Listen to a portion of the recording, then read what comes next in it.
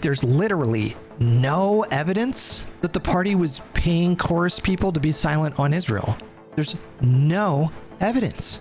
And I saw a bunch of them doing it. I don't know if Emma Vigeland went that far. We'll see if she does in the video here. I wonder if Palestine is like a little bit of a do not go there kind of deal.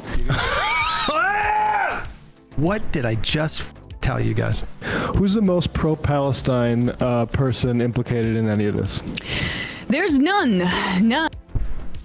When did they post this? How could she have known that? What made her say that just now? This is just one, right? Like this is just one. This person was not only in the program, she was pictured on their website. This person is not only pro-Palestine, she is ripping into the Democratic Party and accusing them of being complicit in a genocide. I mean, I don't know about how much further you could go with the rhetoric. Why did she say none? What was that based off of? Is this how she works? Is this how they cover all their stories? Taylor Lorenz had this article entitled "A Dark Money Group is Secretly Funding High-Profile Democratic Influencers," showing that essentially there have been some Democratic or liberal influencers and podcasters. And progressive and leftist. It wasn't just liberal creators, but okay. Like us, that were offered $8,000. Wait, hold on. What did she just mention herself? Hold on. There have been some Democratic or liberal influencers and podcasters like us that were offered $8,000 a month to take part in a secretive. It's just like, oh my God, that's like a full salary per year. Like a high salary. Like I would say 100K. Yeah. I don't even think, maybe she clarifies in a moment, but $8,000 was the cap. So there was like a range of amounts that various creators were offered. And to my knowledge, nobody knows what that looked like. So what the program brought in bigger channels to mentor smaller channels. So there was like an Instagram makeup person that Naughty Pup posted last week. David Pacman, obviously a really big creator. They were paying him to like mentor a smaller channel. But I don't know if it was the smaller channel getting 8K so they could do content full time, or if it was the bigger channel getting paid for their time because it's a big channel, right? Like if you're going to devote time, like David Pacman's a pretty active social media person, right? Like I think he posts like 4 or 5 videos a day. So if he takes time out of his day, it's like, it's fair to, be compensated for that kind of a thing, right? And this is how you attract people who are successful. Like if your goal is to empower smaller creators by teaching them how bigger creators became successful, then one of the ways that you would want to like lure big channels to like impart that knowledge is by offering them compensation, right?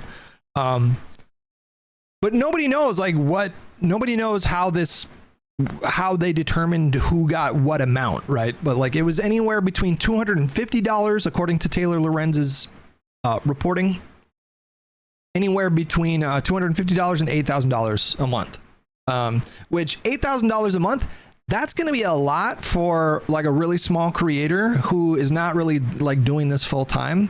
That kind of money would empower a creator to quit their job and just do content full time, which, like as Brian said when they even announced the program, was like the point of the program. But for someone like Pacman, hold on, Social Blade. I don't think Pacman, I don't think $8,000 a month is a lot for David Pacman, to be honest with you. And I think this guy gets like 10 to 20 million views a month, which is like, you're living pretty fucking good if you're getting that many views. Bro, no, hang on. This guy's what? He's getting 60 million views a month, you guys. David Pacman, let's put it this way, is a fucking millionaire. That's a lot. That's a lot of views, okay? David Pacman is a multi-millionaire, okay? 8K a month, it's not a tiny amount, but for someone like Pacman, I'm sorry, that's not a lot of money, okay? Let's just be clear about that. $1,000 a month to take part in a secretive program aimed at bolstering democratic messaging on the internet, but the contract sent to them. The framing of the reporting is done in such a way where they have just enough wiggle room to phrase things the way that they are, without any kind of fear of being, sued for slander or is it libel? There were aspects of the program that were secretive, as is the case with, like, if you do any kind of work, any kind of contracted work with a nonprofit, there's going to be like a contract that you sign with provisions, governing like what you can and can't talk about. These provisions exist to like protect the nonprofit status, to make sure that that's not jeopardized in any kind of way. So, was the program secretive? Like, well, technically, but what does that mean if Brian Tyler Cohen is announcing the program publicly on his channel, talking about exactly what the program does? Like, the program itself was not a secret. The goals of the program to empower like smaller creators and to, give them the means that they can do content full time and improve their content. None of that was a secret. So, if you're Taylor Lorenz or if you're Wired, you can get away with calling it like secretive, right? Yeah. $8,000 a month to take part in a secretive program aimed at bolstering democratic messaging on the internet. But the contract sent to them from Chorus, a nonprofit arm of a liberal influencer marketing platform, came with some strings. Among other issues, it mandated extensive secrecy about disclosing their payments and had restrictions on what sort of... Well, it's a dark money program. Like, they're taking dark money funds. The whole point of dark money is that the people who donate they want to do it anonymously. That's what dark money is, right? Why are they being anonymous? People, there are lots of people who, most Americans believe in transparency when it comes to these kinds of things. I think most Americans are frustrated and fed up with the fact that people that have fabulous wealth can spend that money to have an outsized influence on politics. I think most people think or understand that rich people get to have more of a say in our democracy, which is and feels very undemocratic. And so most people want dark money gone, but the Supreme Court has held that it's legal and there's nothing we can do to stop it. So it exists. People can donate money anonymously. People might want to do that anonymously for fear of being harassed, or if they're donating to some like really bad cause that's very unpopular with the public, they can donate money and not have the baggage of being seen donating money to that cause. And so there's bad reasons why people donate money anonymously, and then there's understandable reasons why people donate money anonymously, because they don't want to be outed and then have like get doxxed and be harassed and So, it is kind of fucking standard for a group like Chorus to mandate that their people not disclose like where the funds are coming from. It's just like not that big of a deal.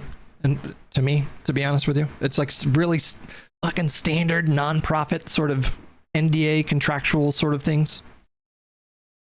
Political content the creators could produce. I wonder if... Hang on. Extensive secrecy about disclosing their payments and had restrictions on what sort of political content the creators could produce. So that's the other thing too that was a part of this reporting, because technically what Chorus had in their contract was if you use any of our funds and basically like use our branding or represent us in media as your interviewing a particular candidate or something like that, then you had to run it through them, which makes sense because, again, like you have to protect that nonprofit status. And so in order to do that, you have to be in compliance with this sort of thing. What ended up coming out, and I'm not sure when this was posted, it says 3 days ago, August 29th. So I don't know if she recorded this before a bunch of people started posting their responses. Because I think what happened on Friday is there was just like a deluge of responses from people in Chorus who were defending themselves and sort of like giving their side of the story. And whatever the contract says about being restrictive on content, it was very clear by the next day when we saw the people responding that in practice, they were not monitoring or influencing basically like anything that these creators were doing. The creators were not like running all of their TikTok posts through, or any of them through Chorus. It just wasn't happening. And there were receipts and like whatever, like it just, that's not what was happening.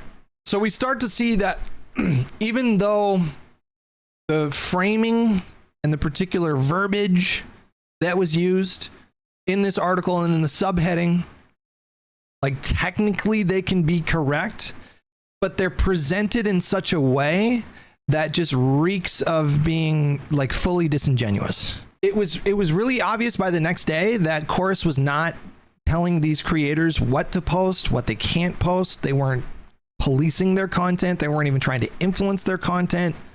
That's not what it was about at all. Carfax with 5 Canadian majority report is becoming the dirtbag left they used to criticize. It's pretty bad. Like majority report right now is pretty fucking bad. It's very conspiratorial. That's what I've noticed recently. There's a lot of conspiracy theory. She reposted this. This started going kind of viral. I don't know. I saw a lot of people tweeting about this picture of a drone that was dropping grenades, and the caption is, an Israeli drone drops grenades on Palestinians in one of the neighborhoods of Gaza. First of all, there's some red flags here right away. Like you don't see any of the topography, like nothing. You just see the sky and a drone and grenades. Like, well, how do I know where these grenades are being dropped? And then it turns out this is from like it was like from a demonstration. Some military group doing a demonstration. It had nothing to do with Gaza, you know? I don't know. There does not seem to be like a rigorous effort to weed out misinformation in leftist spaces. That's like the least bad way to describe it. And, you know, at its worst, there are people that are actively maliciously spreading misinformation on the left. Like it's to me like they're kind of turning into Candace Owens. It's very kind of Candace Owens stuff. If you're taking the Chorus stuff, the Chorus story, and you're reading that article, and then an hour later you're on social media alleging that the Democratic Party is paying Chorus creators to stay silent on Israel, I don't understand how you are much different from Candace Owens at that point. It's a different ideology. You have a different ideological bend, but you are functioning very similarly. Because there was nothing in Taylor's reporting about the Democratic Party funding Chorus or even being involved with it in any way. And number two, there was nothing in her article pointing to staying silent on Israel. Like there's literally no evidence that the party was paying Chorus people to be silent on Israel. There's no evidence. And I saw a bunch of them doing it. I don't know if Emma Vigeland went that far. We'll see if she does in the video here. Secrecy about disclosing their payments and had restrictions on what sort of political content the creators could produce. I wonder if Palestine is like a little bit of a do not go there kind of deal.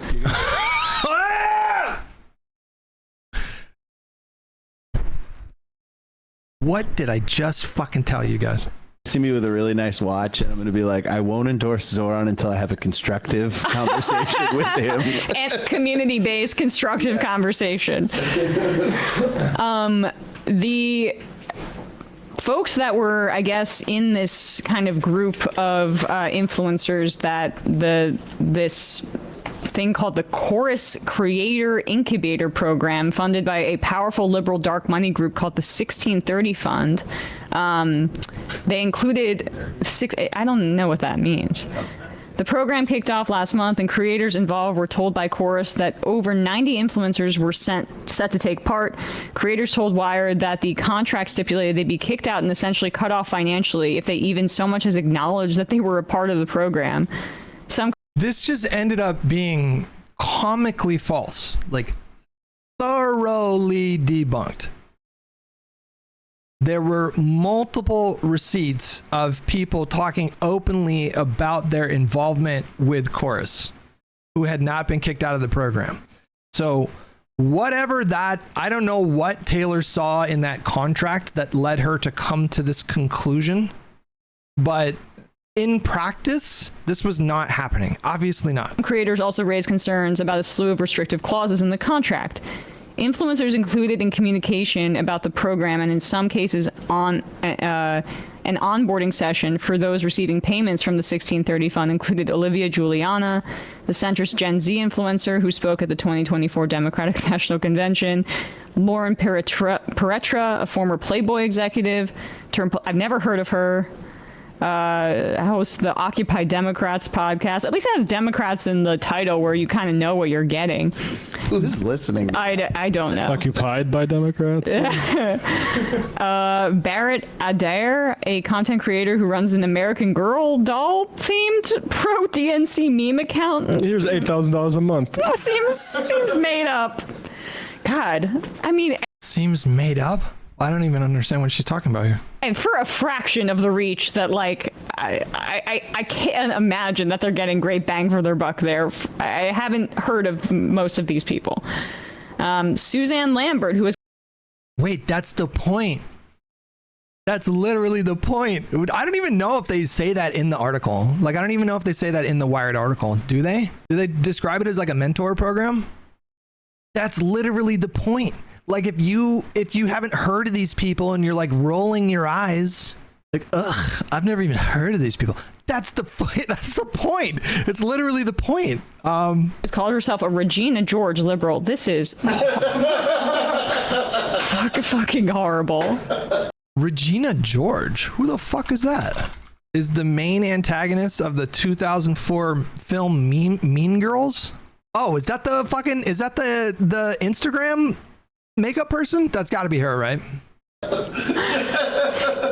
So you're both like, so you're a bitch and then also a supporter of like Adam Schiff. Is that what that means? I think so. This is like not at all uncommon branding for like social media influencer women, or even, you know, like a lot of like gay men, right? Like, this is not like atypical branding of like calling yourself a bitch, right? Like, you're basically saying, you know, like I'm like fucking, I keep it real. You know, keep it real, tell it like it is, or whatever. Ariel Fodor, an education creator with 1.4 million followers on TikTok. Sander Jennings, a former TLC reality star, and older brother of trans influencer Jazz Jennings. David Packman, who hosts an independent progressive show on YouTube covering Pigeon Waltz, thank you so much for 2 months. news and politics. Lee McGowan, who goes by the online moniker Politics Girl, and dozens of others. According to copies of the contract viewed by Wired that creators signed, the influencers were not allowed to disclose their relationship with Chorus or the 1630 fund, or functionally that they're being paid. This just ended up being like thoroughly false.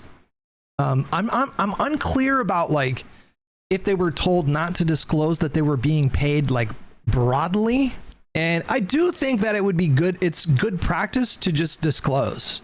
I do think that. If I was a part of this program, I would have disclosed to you guys. That's been important to me since I first started taking sponsorships, back in like 2012.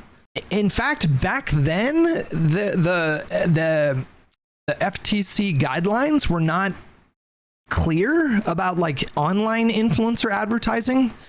So the baby stages of when companies were spending money on ads for like on top for YouTube videos, like integrated ads. There were a lot of companies that tried to put in the contract, you can't say that you're being paid to say this, which is pretty wild. You know, in retrospect, it was like blatantly in violation of regulations. And there were a couple times when I got contracts where I would push back and I would say like, no, I need you to take that out because I'm going to tell my audience that I was being paid to say something. What makes this situation different is that there were no deliverables. They weren't paid to do any content. It is a like scholarship program. So they're not legally required to disclose that they're being paid. There's no deliverable. There's no content. They're not like Chorus is not paying these people to say things. And there are reasons, quite frankly, that I understand. Like I don't think I agree with that kind of a provision in the clause. Like if they were actually prohibited from disclosing that they were being paid. Don't think I love that provision. However, I am sympathetic to like why such a provision would exist. Because if you're a smaller creator and they're trying to mentor you, and then it's discovered that they're paying you, then bad faith actors are going to jump on that and then like viciously attack small creators who aren't doing anything wrong. I mean, quite frankly, that's what's happening, like the last like 4 days.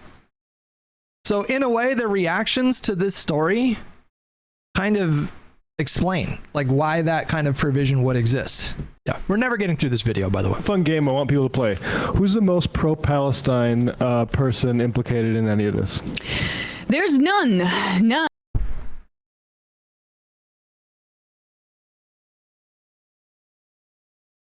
Hang on.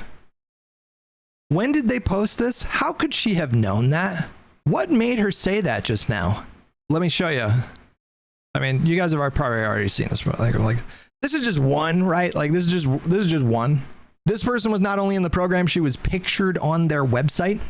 This person posted on August 4th. Let's be clear, Richie Torres and other Zionists in the Dems aren't suddenly growing a conscience. They're adjusting their tone because public opinion has turned against them. Their decades-long support for Israel's apartheid, etc., blah, blah, blah. I mean, this person is not only pro-Palestine, she is ripping into the Democratic Party and accusing them of being complicit in a genocide. I mean, I don't know how much further you could go with the rhetoric. Why did she say none? What was that based off of? Is this how she works? Did she just assume it? There was nothing in the article that said there were no pro-Palestine voices. There was nothing in that article about that. So why did she just say that just now? How did she come to this conclusion? Did she just make it up? Does she normally do this? Does she normally just make stuff up? Exactly at all. It just blows my mind. Doesn't that blow your mind, guys? That she just very casually, someone was like, how many pro-Palestine voices? And she just very casually just said none. Like, what was that based off of? The fuck was that? How did she come to that conclusion? Does she explain? Hold on. Here's a fun game I want people to play. Who's the most pro-Palestine person implicated in any of this? There's none, exactly. Who's the most sort of even like socialist? Right. Juliana and David Pakman, who, he's always been nice to me. I think I have some disagreements with, his. We're just casually just moving right past that. Why the fuck did she say none? What the actual fuck was that based off of? Politics, particularly his foreign policy views. I think if you take this kind of money, you can't sign a contract that says you can't disclose it at the very least, like straight up. Or you have to very simply lose the word independent from your marketing. Right. Because if you are taking money from people who think that they are supporting independent media, and actually there's a giant subsidy going to you from the donors and partisans of the party, that's a huge problem. That implicates us. Yeah. That makes my fucking industry look cheap.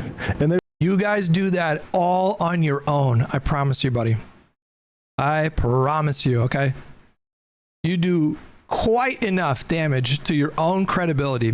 There's this sort of posture of how dare Taylor Lorenz? How dare you have questions about this? No, how dare you motherfuckers seriously debase this entire area by you, my good sir, you debase yourselves. Why the fuck did she just say there were no pro-Palestinian voices in this program? That's how you guys cover this stuff? That's how you guys cover these stories? Why the fuck did you just say that? What was that based off of? taking this sort of money and acting like this is nothing, that this is actually what you wanted to see. This is an incubator? You're incubating David Pakman? I think he's fucking incubated. Yeah. Yeah, I mean, like, these guys were at the White House, right? Remember posing? Had David posted his response by the time they're reviewing this? The program was not to incubate David. Like, if you took, 6 minutes, if you're watching on 1.5 times speed, then you would have seen like why he was in the program. It wasn't to incubate David Pakman. That wasn't the point. They do. That was posted 4 days ago. his response was up for a full day.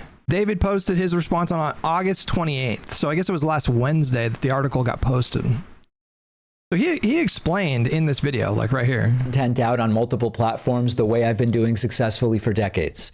They set up mentorship relationships between larger creators like me and small up-and-coming creators who are looking. He posted that the day before they posted this video. This is fucking unbelievable. Like, is this just their standard operating procedure here? Is this how they cover all their stories? With fucking literally like zero effort? She's just basically a stenographer for Taylor Lorenz? Or did you watch any of the responses to the video? Like, I don't understand how you could cover news that way. It's infuriating, bro. This pisses me off, man. 230,000 views. Do you guys understand that the narrative is like really cemented? This pool of creators, like, we should list them all, right? Like, we should have a list at this point, right? You know, the individual members of Majority Report: Emma Vigeland, Matt Lech. You also had Ken Klippenstein. You also had Matt Binder, Glenn Greenwald, Hassan, Mike from PA, Denims.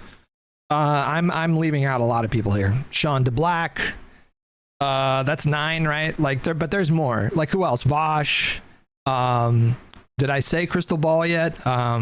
Among their audience, it's like millions of people who genuinely believe that this group existed to funnel dark money to small creators so that they would stay silent on Israel. That is like what now millions of people believe. And there's no evidence for that. Like, none. If you believe that what is happening in Gaza is a genocide, as many people do, and then you accuse someone of taking money to stay silent on that, that's a really intense, disgusting thing to accuse someone of doing. And she very flippantly did that just a few minutes ago. Just very flippantly did that. And Olivia Juliana too, and this was in the midst of him committing a genocide. There you go. Was that because it was a lot of the same people? There it is. Was that the direct connection? It seems like it. It seems that She's not even getting the story straight here, because the program didn't kick off until after the election. that was the genocide house, right? Remember posing with Joe Biden and oh wait, hold on. And Olivia Juliana too, and this was in the midst of him committing a genocide. Okay, so she's not tying that to chorus there, but Luda Bear, thanks so much for 51 months.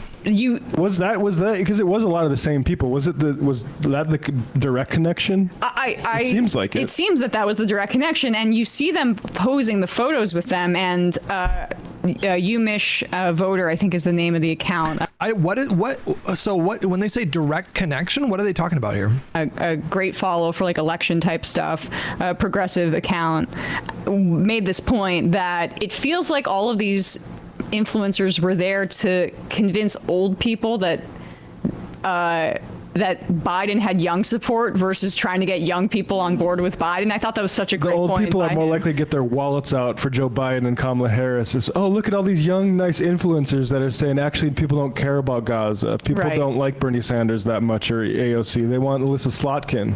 And we got a clip of Hassan that someone sent to us reacting to it. I am proud to say that the Majority Report, I don't think we were approached, right? I mean, we would have. Maybe Sam was, and Sam laughed at it. Yeah, I mean, well, they're a pro-democracy pack, and quite frankly, I don't think Majority Report understands the homework. I don't think they fully understand the homework, so it would kind of make sense. Or it got lost in junk email, and we would have never. They're politically very toxic, radioactive, very corrosive. On it to it anyway. Hutch, do you ever miss the respawn days? Nope. Not at all. That was a really special time in my life. I will cherish those memories for the rest of my life. But that was also a very difficult time, very confusing time. And I'm pretty fucking happy with my life right now. So nostalgia, you guys. Nostalgia is a drug, okay? It's intoxicating. It's a distraction. It takes you out of the moment. I'm not a big fan of nostalgia. I like to focus on what my life is like now, you know. But in terms of like, you know, calling yourself independent media and then taking a bunch of money, this was our same critique of TYT, who then accused us of being a part of this like Because we have advertisers. because we have advertisers. That we actually like are paid to announce that connection on the show as a part of the advertisement. Right. And like, but that was the program, I think, is like a 6-month program. So I think that's what Brian Tyler Cohen said. It's not a permanent payment structure. The point is to help small creators kind of get a leg up and devote all of their time to content so that by the time the scholarship program is done, the incubator program, they are able to support themselves and continue to do content full time. It's not a permanent stipend. So to me, there's nothing incongruent about taking that kind of money as a part of a mentor program or a scholarship program and then continuing to call yourself independent media, especially because, again, there was no creative input that Chorus had on their content. their kind of branding of independent is undercut by the Peter Thiel money from both like these exploitative Medicare Advantage things and also Polymarket. So, but that's even somehow still more independent than taking money like directly from a Democratic firm and then saying you can't disclose it too, because it's one thing to read an A Democratic firm, 1630? Is that what we would call them? Maybe I'm being nitpicky about that. They certainly support Democratic Party causes. ad for Medicare. Wait, hold on. Democratic Party firm. Wait a second. No. That's not how we would describe the 1630 fund, right? Oh, did she mean fund? All right, fine. She misspoke. I'll grant her that. Advantage, and like, all right, people can look into it and see how shady this plan is, but you're reading the ad. This is just a subsidy that really affects your coverage that you're literally not allowed to disclose. It's actually It literally did not affect their coverage. There's no evidence that it affected their coverage at all. Nothing. She's pointing to provisions in the contract which might be interpreted this way or that way, without us having the full contract to look at ourselves. We're just relying on Taylor Lorenz's interpretation and like the Wired legal team's interpretation. But it became very obvious the day after the story broke that in practice, this just was not the case. They were not restricting what kind of content these people can do. And again, they're posting this video. And it might be that the cadence of their videos is that they record it on one day and then it goes up the next day. It's like maybe that's what's going on here. Maybe they recorded this particular segment before a bunch of creators came out and described what Chorus was like in practice. taking the creators under their wing so they know how to properly post thumbnails. Oh, and sure. Wait, so you do know that it's what the fuck? Hello? Like, you do know that it's a mentor program. So why did you make that quip about like, why does David Pakman need to be incubated? Like what? Hello? Really affects your coverage that you're literally not allowed to disclose. It's actually taking the creators under their wing so they know how to properly post thumbnails and descriptions that are going to get engagement. Why are they incredulous at this idea? What is this response? Why is she so incredulous? Oh, sure. That's what it's... Wait, what? Why is this difficult to believe? Hello? This is about best practices, and I would love somebody to give me an $8,000 a month retainer to teach me about how to do thumbnails. Please, Dude, it's amazing because they call themselves leftists, but they literally are impossible. They're literally incapable of envisioning a program that is just about elevating small creators. They can't even fathom of that kind of a structure happening without some ulterior motive, without some agenda, without some like hidden fucking partisan agenda or something like that. They actually can't even like consider that is even possible. And they especially can't even consider it's possible coming from liberals, because that would undercut everything that they have to say about liberals. Like if this was true, then it would be a liberal group doing way more than she's ever done to uplift small creators, right? Patrick with $20. It sucks because during Trump's first term, Majority Report did a good job pushing against MAGA. Since then, the right's tendrils have worked nonstop to penetrate the normie bro alternative media space. And here we are trying to save democracy.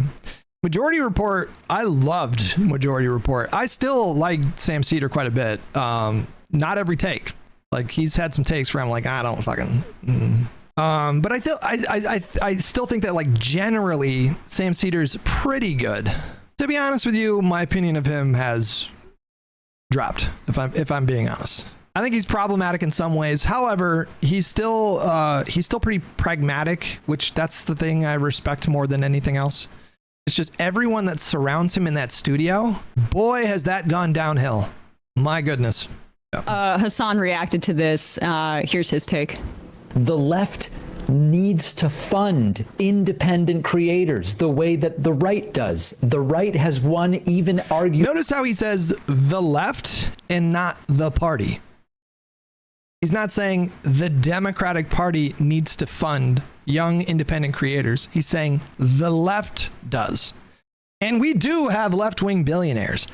I don't know what to tell you guys. I don't know how this is not known that the left, we have billionaires that donate money to left-wing causes. The obvious first example is like George Soros, right? But there are others. There's like 10 to 20 other billionaires that are, philanthropic, and they do, political donations to various left-wing causes. In fact, the large left-wing donors tend to be more to the left than the median voter, and that's caused problems. That's caused the Democratic Party to adopt platforms that were sort of out of sync with the median voter. It's not just Elon Musk and, the Koch brother guy out there, being a billionaire and spending money on politics. There are billionaires that are, and I don't know if there are billionaires donating to, like socialist causes, but yeah. Arguably presidential elections. Yeah, I think they're also saying, this is the argument. This is the meta. Well, the Republicans do this too, and if we got to fight fire with fire, this is how we got to do it. It's like, you're just making an argument to get money from the Democratic Party. Yes. Yeah. It's not from the party. Like this is such a crucial aspect of the story. I agree. First of all, if it was the Democratic Party doing this, the whole story, all of that would be so valid. By the way, if it was the Democratic Party that was funding an incubator program for creators and then putting restrictions on the things that they could disclose, all of her reporting, I would have been like, yeah, this is bad. This is not the way to do it. This is so obviously not the way to do it. Like I would have linked her story and told people to read it and been like, this is bad, but that's not what happened. It's not the party. It's not the fucking party doing this. And the fact that it wasn't and I think that's what's happening. I think that's the reason why they're all having this reaction, where they're just uncritically accepting everything in the story without even listening to the responses or taking that into account in their analysis, is because they're all in their minds like it's all the DNC. This is what fucking 2016 did. I blame Bernie. It's his fucking fault. All right. Well, Crazy. Republicans do this too, and if we got to fight fire with fire, this is how we got to do it. It's like, you're just making an argument to get money from the Democratic Party. Yes. yeah. All right. Well, Crazy. He's conflating like all these donors with the party, and I'm sure there's overlap, right? But like, there's a massive difference between the party funding something like this and individual donors or a dark money group that has a bunch of like liberal donors or whatever. There's a huge functional difference between those two things. They're in totally different universes. I mean, I gotta organize my retirement account. did you have the part also where we don't need to play it, but the Olivia Juliana? In that same video, Hasan was like, he basically at one point said, if these people were talking about the genocide in Gaza and if they just like generally aligned with me politically, then I wouldn't have as much of a problem with this. There was a part in Hasan's video where he said that, and it was like a pretty remarkable moment, because it's like, wait a second, if that's true, then what's the story all about? If this program was funding people who had the same politics as you, and you're saying you wouldn't have a problem with that, Then what's the problem with you've just defanged the entire Taylor Lorenz story, because it's not about funds at that point. It's just about having the correct politics. Tweet. Pretty soon after here. Okay, yeah, just play a little bit more. This is obviously just a technicality that PACs use. This is not a PAC. Zen Sons. This is not a PAC. It's a non-profit. That's the difference. When you're a nonprofit, you actually have to be very careful about, you can't be nonprofit and partisan. It has to be nonpartisan. So if you're a nonprofit and you're acting as basically a campaign arm of the Democratic Party, you're going to lose that status because there's rules against that stuff. So you can frame things a certain way. 1630 is not a PAC. They are a dark money fund.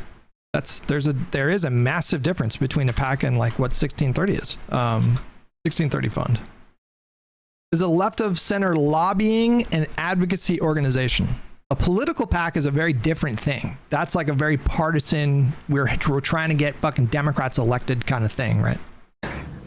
Just because it was so funny to see, yeah, here it is. Just put it up, the tweet. Yeah. Making like what, almost 60 grand a year. Yeah. This is the major problem. Okay, you're right. Zero people come to this conclusion naturally. Okay. Dude, how do we listen? I don't know. Like, okay, this is another big, among all the bevy of issues that I've talked about when it comes to lefty media space. This is another really big issue.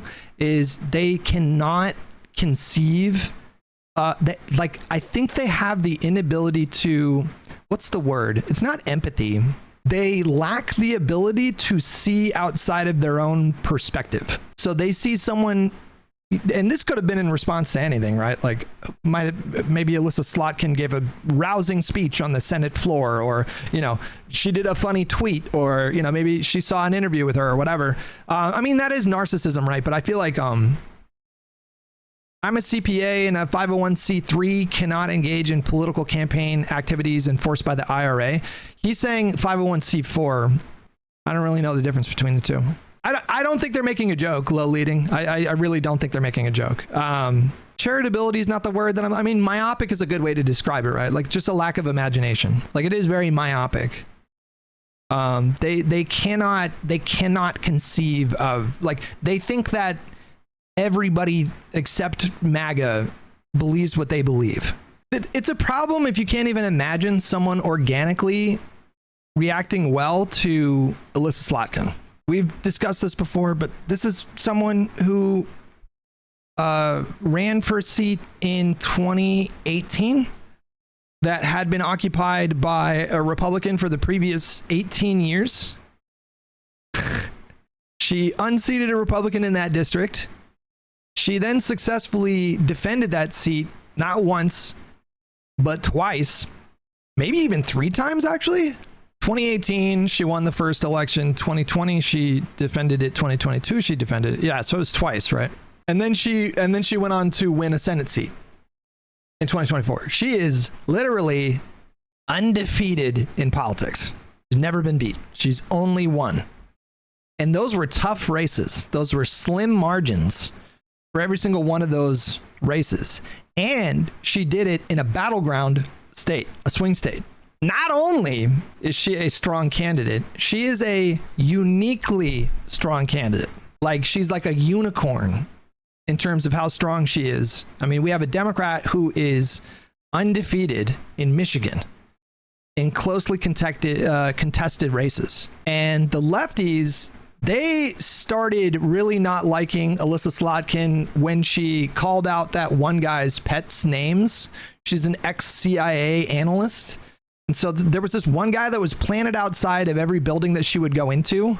And he would follow her around and like ask her, he would like bug her about like Medicare for all. There's a non-zero chance that guy was like a literal Republican plant, but I don't even know. Yeah, whatever. Let's just assume the guy was real. And then she got in her car and she's like, how's, Leroy and Ozzy? And the guy's like, what the fuck? How do you know my pets' names? And that fucking like, and the black pill lefties fucking hate the CIA, obviously. And she is not sufficiently anti-Israel enough. And so they cannot stand Alyssa Slotkin. Even though, like, technically, I feel like someone like her could make a run for the presidency at some point. Like, she is that strong of a candidate. She also presents herself very well. Just a very composed person, you know? I don't really know much about her votes. I know she voted for like the Lake and Riley Act, which I don't love. And she voted to confirm some of Donald Trump's cabinet picks, which I don't love either. So it's not like I'm just like a full-on stan of her, but you know, she's like, the idea that nobody could organically ever like her, I think is extremely childish. It's very bubble talk. It's very like echo chamber talk. It's just very naive, myopic. So they see this post and they're like, oh, she must have been paid to say that, right? Like, If the people that are getting paid by the Dems are saying shit like, Elisa Slotkin is becoming one of my favorite Democrats, like, you are just taking money from the paid by the Dems, right? Dems to spit back. You're taking money from the from the Democratic Party to spit back these kinds of takes for absolutely no one. You know what I mean? It's destroying democracy, honestly. Right. I mean, remember that here's a hot take. Alternative media is destroying democracy. Like, straight up. If there was one thing to point to blame for the just collapse in political discourse in America, the increased hyperpolarization, the increased levels of conspiracy theories, and crazy skepticism, like crazy amounts of like unreasonable amounts of skepticism. If you could point to one thing to blame for all that, it's the rise of alternative media that have basically no editorial standards. Who made alternative media get this powerful, though? Well, I mean, a lot of that was organic as smartphones became ubiquitous around 2010. Where now it's to the point where I think the latest that I looked at was like 92% of people have a smartphone, like some kind of smartphone. The rise of social media, but also there was a lot of independent funding. Like, there was a lot of funding that went on in right-wing circles and left-wing circles, right? But and then also people feeling like, I think the problem with like legacy media is that it just comes across as so inauthentic. And I think authenticity means a lot more in the 21st century than it did before. So like before there were sitcoms and, you know, there was like only like 4 major news sources on TV. And people like Dan Rather, Walter Cronkite were regarded bipartisanly as, you know, credible sources of information, and there was more of a expectation that politicians would be very composed and controlled, and that was like a virtue for a really long time. And then we get into the 21st century and it's like the rise of like reality television and alternative media / social media, where people's now all of a sudden now your content is like just like Joe Rogan having a conversation with a guy about like mushrooms. And it was all very novel back then. Like, wow, this is so new. You never hear people talking this openly about these things and cursing in regular kind of in conventional media platforms. And then social media just got everybody. Now we're all programmed to see more kind of genuine, sincere, authentic kind of voices. And there are benefits to that. I understand, like, I prefer authenticity, but there are also drawbacks because people prefer authenticity over like rigorous fact checking. Donald Trump is the perfect example of this, right? Like, Donald Trump sounds very authentic when he speaks. He sounds very authentically him. And so that outweighs the fact that he basically lies every time he speaks. Every time he opens his mouth and starts talking, he starts lying about stuff. But because he's perceived as being authentic, you know, like, so I think he's a product. I think the fact that we have President Donald Trump is directly because of things like reality television back in the day, and then alternative social media, right? The Vanguard guys talked about this, that they were approached with some like shady money. Is it like Harlan Crow or whatever, something like that? Or something. I think when they were more with the Jimmy Dore wing. It was about anti-vax stuff. I know right. that. And we have speculated that there's a lot of subsidization of anti-vaccine views on the internet. And I felt like that's kind of where this got really going, and there were wealthy people that realized this is pretty cheap. Yeah. Well, And unless you're Spotify. Yeah, and then That's 200 million. expensive. Mo, but for real, like the podcasters, you got to think like if they even have a Patreon, you're a rich guy. You go in there and say, "Here's $1,000 a month." Yeah. That's all it takes for. That's nothing to those guys. Nothing. That's a lot for some of these outfits. Yeah. I mean, It maybe would change not. my opinion on Elise Luck. Well, but the other thing is it's not just. And Hassan made the point. Like, yeah, we weren't approached for this. It's the specious allegations that I think are just a really, it's really damning. Big R with $20. Slotkin is Jewish, pro-Israel, former CIA, yet she won a statewide election in Michigan, a state that Kamala lost. Leftists need to recalibrate what they think is politically viable if they want to win in the future. They're never going to do that. So let's just don't hold your breath. Stu with $5 just came here after watching the BP segment on Chorus. Holy shit, it's absolutely infuriating. Please watch it. Oh boy. We have a lot to get through today. I mean, this event right now, this story, their reaction, the reaction from that whole space has been extremely black-pilling to me. It's maybe the worst example of how destructive these people are. It might be the worst example. You could make an argument. It's for sure top 5. Truth doesn't matter. They smell blood. Yeah. Sean DeBlack accused you on Twitter of wanting the money. Cavernacle, that guy too is another fucking that guy, bro. Yeah, that like a specious allegation is like, hold on, let me just make sure I'm just using that phrase right. Specious, like not based on anything, right? Superficially plausible, but actually wrong. Yeah, no, that's what, like, so it's like specious, baseless allegations. Like both of those qualifiers attached. The fact that we saw like basically everybody in that space except Kyle Kulinski, I don't think Kyle Kulinski jumped on this in his defense, but basically everybody else in that space jumped on this story and started lobbing specious, baseless allegations like hand grenades. And the fact that so many of them were throwing out these allegations that they were being paid to toe the party line, or they were being paid to shut the fuck up about Gaza. Those are very serious allegations. I mean, like, if you cover politics and then you're attacking another creator who covers politics, and then you accuse them of being bought, that's kind of the cardinal sin for political coverage. Like the worst thing you could be accused of, right? Taking money to tailor your messaging. And the fact that all of them did it, all of them did it. They all did it. They all jumped on it. Was incredibly blackpilling. It's like in my mind when I saw that, I was like, okay, this is literally fucking war. I don't know what else to call this, you know. Incubation. But the other thing is it's not just, and Hassan made the point, like, yeah, we weren't approached for this incubation service. I would see the email. Those emails go right to Yeah, we weren't approached. Troll. I assume they weren't approached because they are, again, just politically toxic. Like that whole space. I'm sorry, all of you guys.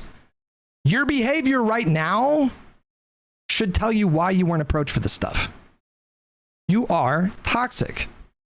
What is your movement building up to? Like what is your movement? What do you want? What do you want? Beyond Gaza, right? Like, okay, you want to stop the genocide in Gaza that, you know, another country is doing, right? Like we have no control over that, right?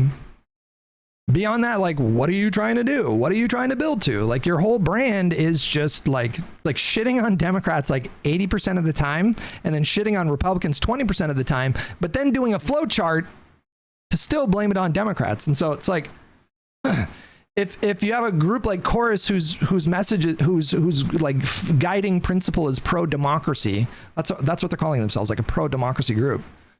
Like, how are you guys helping with the whole like protecting democracy thing?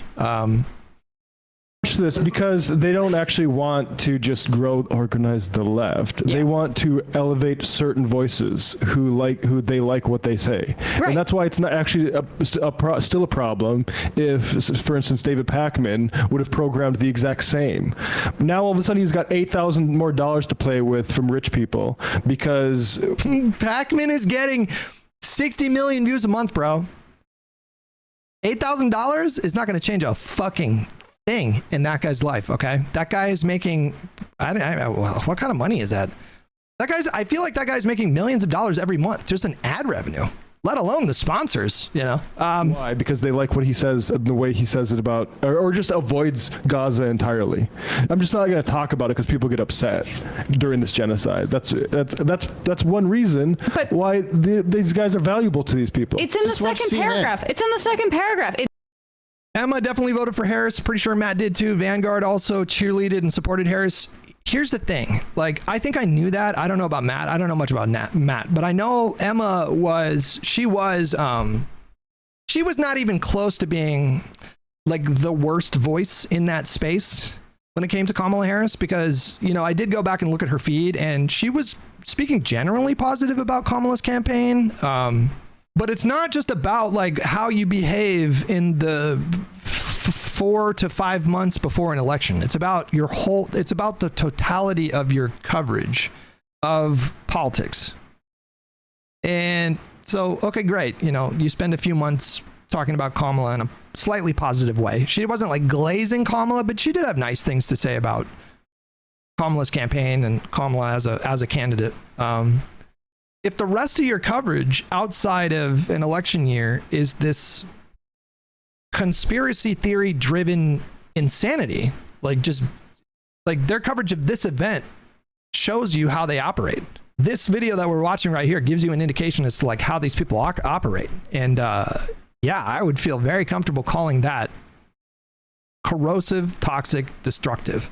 It mandated extensive secrecy about disclosing their payments and had restrictions on what sort of political content creators could produce. That means they're dictating your content directly. It just wasn't happening. You know, it just wasn't happening. That's just like this part of that story was just utterly destroyed the next day. Like, this was not happening. They were not dictating content. In the contract.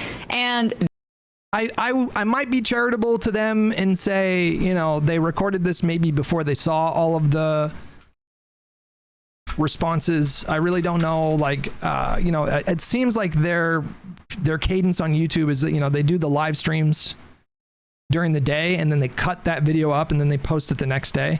It's possible that they didn't see the responses from the creators, but I have not seen a follow-up video on their channel. I'm looking. I don't think so. There's no follow-up on their channel.